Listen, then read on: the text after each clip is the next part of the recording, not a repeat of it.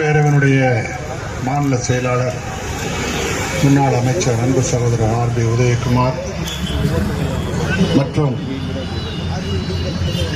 நம்முடைய கொங்கு மண்டலத்துடைய தளபதி முன்னாள் அமைச்சர் அன்பு சகோதரர் எஸ்.பி. வேலுமணி மற்றும் மாவட்ட கழகத்தினுடைய ஆற்றல் மிக்க செயலாளர் அன்பு சகோதரர் சட்டமன்ற உறுப்பினர் பி.ஆர்.ஜி. அருண்குமார் ஆகியோருடைய ஆலோசனையின் பேரில்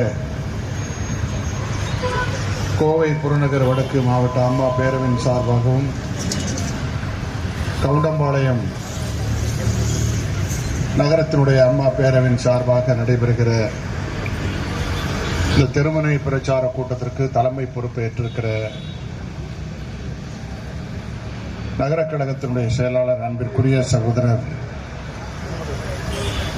குருந்தாசனம் அவர்களை வரவேற்புரையாற்றியிருக்கிற